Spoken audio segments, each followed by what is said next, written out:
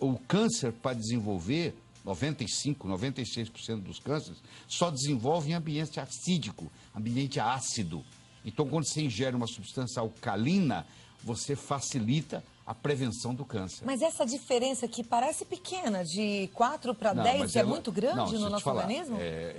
Isso é logarítmico, isso é expoente. Só para você ter uma ideia, um refrigerante tem um pH de 2,5.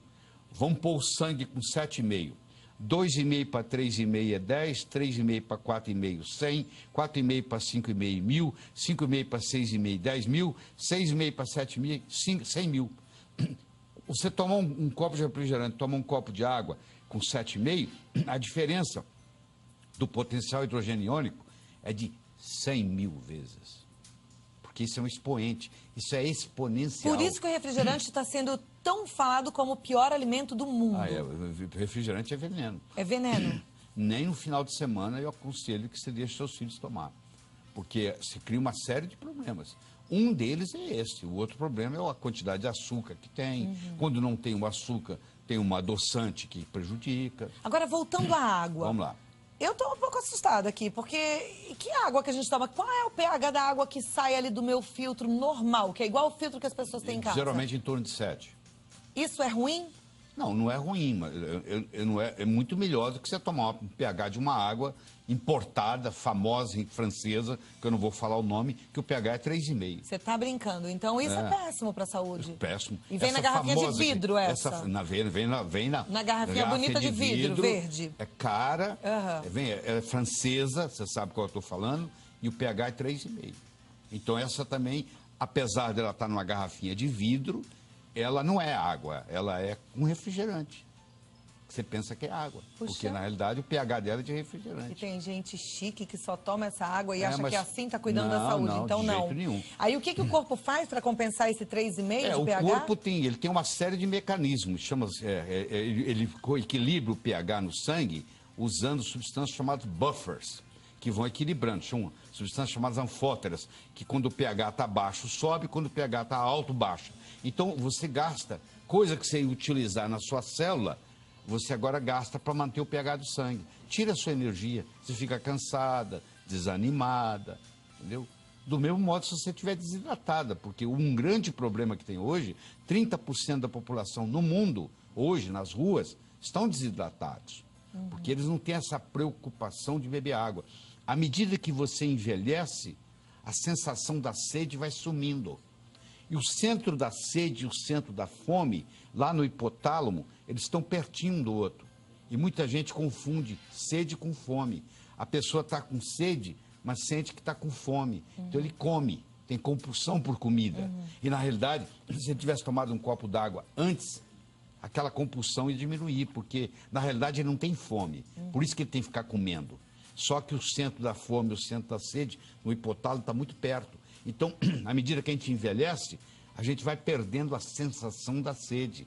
Então, os velhos, os idosos, eles são desidratados por natureza. Agora, deixa eu te perguntar uma coisa. Eu estou aqui tomando a minha água e eu tomo bastante água todo dia. Bom. Mas qual é o pH dessa água? Como é que eu vou descobrir? Existem aparelhos que você coloca aí dentro, dá o pH, ou existem gotinhas que você pinga e é de acordo com a cor.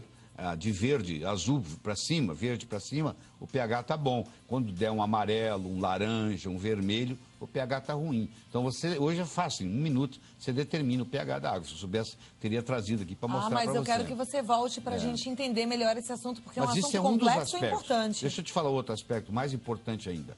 É o poder de oxirredução. Tem água que é oxidante. Tem água que é antioxidante. Tem água que envelhece você. Tem água que rejuvenesce você. Então, você já ouviu falar de oxidantes e antioxidantes, radicais livres. Tem água que tem radical livre. Então, você toma água, é como se você estivesse te enferrujando. Então, isso é outro aspecto importante. Existe um outro aspecto importante, que é a tensão superficial da água. A água tem que ser leve, ela tem que ter uma tensão superficial muito baixa. Porque quando ela chega lá no capilar, às vezes ela tem que ir contra a força da gravidade. Então, tem água que você toma e ela não cumpre a missão dela. Porque ela tem uma tensão superficial muito alta. Entendeu? Puxa, a gente achava que água era água, né? E vocês mulheres tomam anticoncepcional. Esses anticoncepcionais, vocês urinam. Isso vai para os lençóis freáticos do Brasil todo. Então, a água hoje ela já vem contaminada, inclusive com hormônios. A água de torneira, ela vem contaminada, inclusive com hormônios. Ela é colocada... E quando ela passa pelo purificador, pelo filtro? Depende do tipo do filtro. Tem filtro que elimina os hormônios. Tem filtro, por exemplo, que tira o cloro. Até o cloro do chuveiro te faz mal.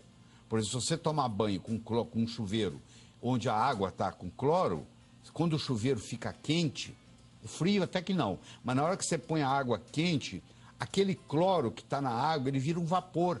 E você absorve aquilo dentro do banheiro e não está sabendo. Então, hoje existem filtros, principalmente nos Estados Unidos, está chegando ao Brasil, onde você coloca o filtro no chuveiro. Então, só pelo cloro. Então, o filtro não deixa passar o cloro. Então, você toma um banho de chuveiro sem cloro. Aí você pode tomar banho de chuveiro quente, porque você não vai ter esse problema. A mesma coisa, Cláudia, em uma sauna úmida. Eu recomendo no Brasil você fazer sauna seca. Não faça sauna úmida, porque para fazer sauna úmida, a água tem que ser tratada com ozônio. Se ela for tratada com cloro, na hora que der o vapor, aqueles vapores ali são gases de cloro. Então, piscina aquecida com cloro é um veneno? Também é. Esse é outro problema. Piscina com cloro, se você nadar nela todo dia, você vai terminar com hipotiroidismo. Eu já tive caso recentemente, uma pessoa que nadava 3 vezes por semana, durante 10 anos, e estava com um quadro de hipotiroidismo gravíssimo, que ninguém fazia o diagnóstico, e essa pessoa estava intoxicada com cloro. Porque o cloro, ele briga com o iodo na sua tireoide. O flúor, o cloro, o bromo e o iodo são primo-irmãos.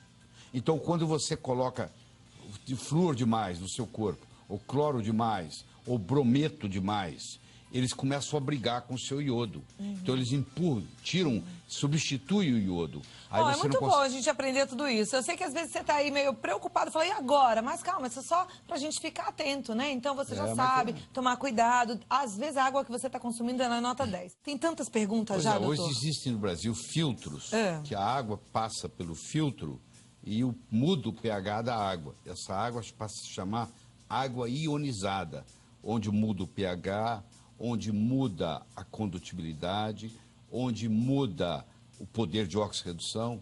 Então, essas tecnologias estão chegando aos pouquinhos. Olha que bom a gente saber. A pergunta é da Maria Elisa. Ela diz que tem 42 anos, está concorrendo aos livros, gosta muito de água com gás. Pergunta se faz mal para a saúde. Se o gás nasceu com a água, ou seja, se a fonte da água já é gasosa, não tem problema. Agora, se o gás é acrescentado na água, aí o pH baixa muito. Ela tem que ver qual é o pH da água gasosa que ela está tomando. A Daniela gostaria de saber se é seguro tomar água de mina.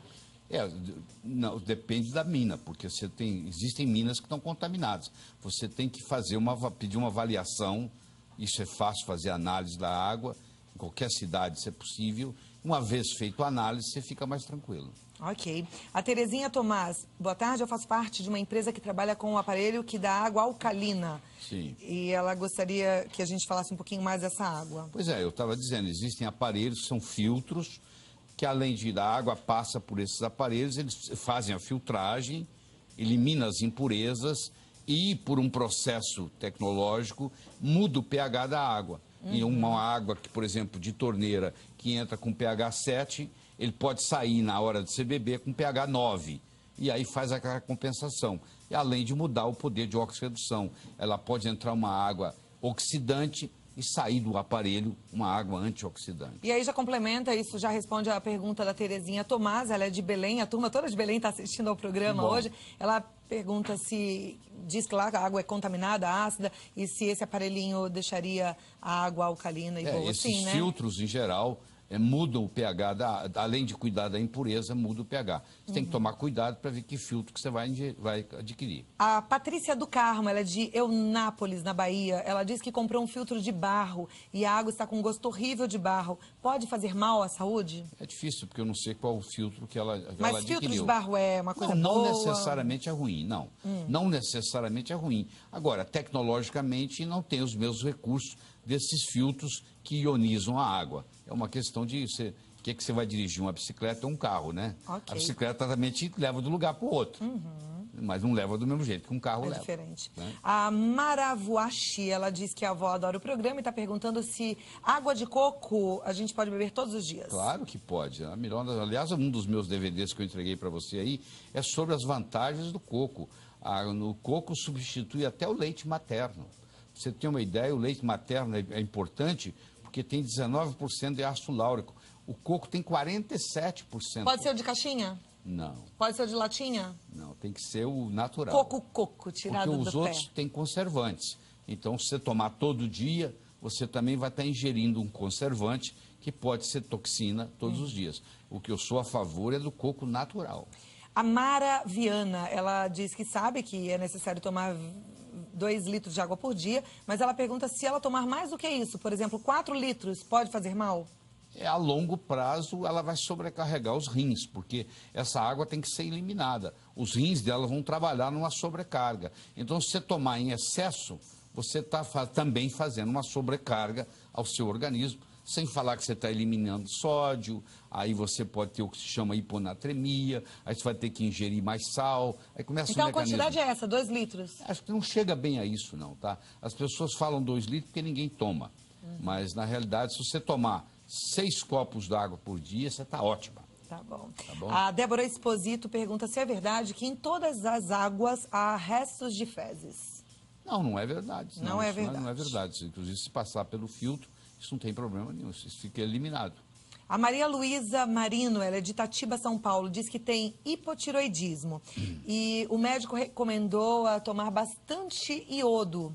Isso é correto? É correto, sim. O iodo ajuda a sobremaneira. Nós temos 90 e tantos % da população no mundo é deficiente de iodo.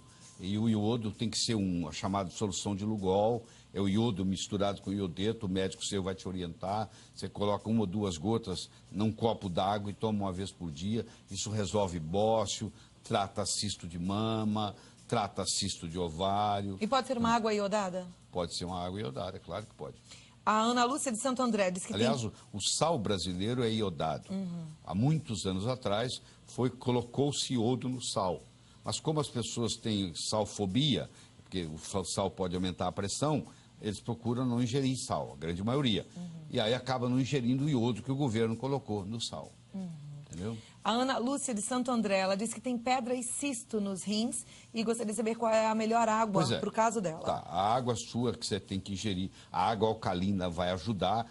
A grande maioria das pedras no rins é oxalato de cálcio. Um outro produto que não vai deixar você ter crise renal é você fazer uso de magnésio. Cloreto de magnésio, por exemplo.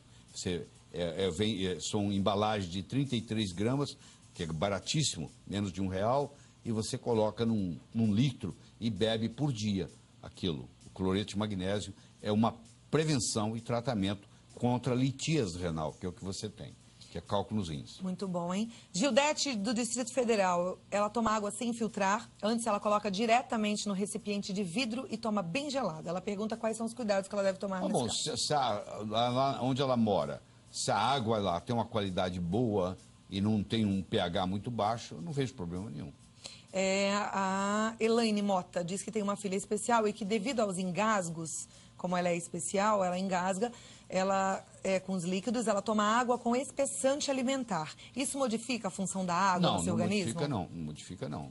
Não tem problema nenhum fazer com espessante. Aliás, parte da água, 40% da água que nós tomamos por dia vem na forma de alimentos. Por isso, quando a gente fala 2 litros, na realidade é 1 litro e qualquer coisa, porque o arroz tem água, o feijão tem água. Então, parte dos 2 litros por dia vem dos alimentos. A Maria Gorete pergunta se a água de coco faz mal para quem tem diabetes. Não, pelo contrário. Existem estudos mostrando que nas ilhas onde predomina na alimentação o coco, não existe diabetes. E pessoas que passam a ingerir ou o óleo de coco ou a água de coco, em geral, tem que diminuir a dose de insulina, se tomam insulina. Okay. É benéfico. Eu queria passar a tarde toda conversando com o Dr. Laí Ribeiro, né? Uma fonte de cultura e conhecimento e nos ajudou bastante a entender sobre esse assunto. Fico feliz. Mas volta pra gente conversar um pouquinho mais sobre outros também, ok? Tá bom, querido. lairribeiro.com.br é o site, www.lairribeiro.com.br.